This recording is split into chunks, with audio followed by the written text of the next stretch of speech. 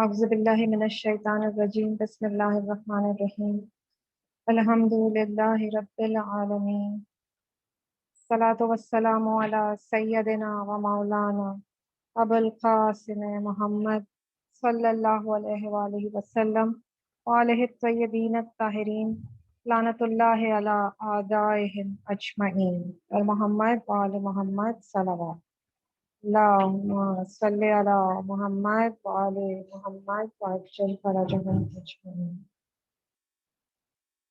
اور فکر کی اہمیت اور اس کے پوائنٹس کے حوالے سے ہمارا ڈسکشن جاری ہے، اور آج اس کا 4تھ پوائنٹ ڈسکس کیا جائے گا، اور وہ ہے خلقت کے بامقصد ہونے میں غور و خوض کرنا۔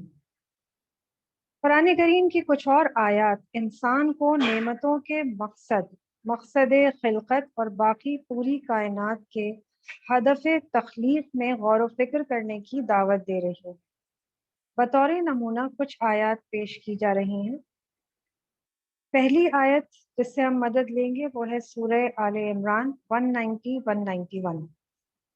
بے شک زمین اور آسمانوں کی خلقت میں اور دن رات کے اختلاف میں عقل والوں کے لیے نشانیاں ہیں، اور وہ صاحبان عقل و خرد تمام حالات میں قیام و قعود یعنی کھڑے ہوئے اور بیٹھے ہوئے اور پہلو پر آرام کرنے کی حالت میں اللہ کو یاد کرتے ہیں، اور زمین و آسمان کی پیدائش میں غور و فکر کرتے ہیں، اور ان کا کہنا اے ہمارے رب تو نے ان کو باطل و بے مقصد خلق نہیں کیا۔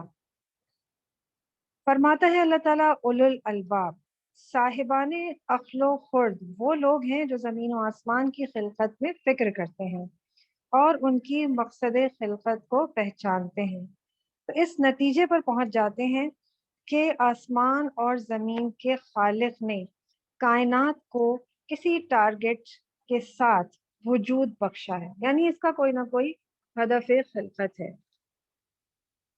دوسری آیت سورہ انبیاء 16 اور 17، ہم نے زمین و آسمان کو اور ان کے درمیان کی ساری مخلوق کو بطور کھیل خلق نہیں کیا، اور اگر ہم ان کو بطور کھیل تاشے خلق کرنے کا ارادہ کرتے تو قطعاً از خود اس کو اختیار کر لیتے۔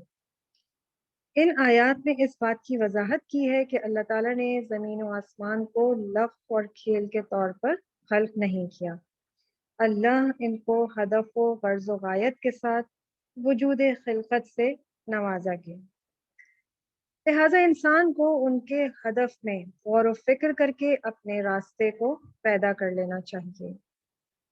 تیسری آیت سورہ مومنون 115، کیا تمہارا یہ گمان ہے کہ تم کو بیہودہ اور بیکار وجود دیا گیا ہے اور تم کو ہماری بارگاہ میں لوٹایا نہیں جائے گا؟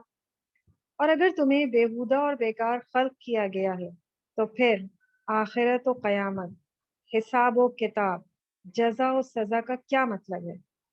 بس اس بات پر یقین رکھنا چاہیے کہ جہان اور دنیا کی خلقت لہو و لعب اور بیکار اور عبث نہیں کی گئی، بلکہ اس جہان کو غرض و غایت کے ساتھ خلق کیا گیا ہے۔ حساب و کتاب ہوگا اور جزا و سزا دی جائے گی۔ اگر انسان ان مسائل کے بارے میں غور و خوض نہ کرے اور ان کی طرف توجہ نہ کرے تو عالم ہستی کو بے مقصد خیال کرے گا۔ اگر کوئی چیز ہماری زندگی کے وجود کو بامعنی کر رہی ہے وہ صرف خدا کے ساتھ تعلق اور ربط ہے۔ کائنات کا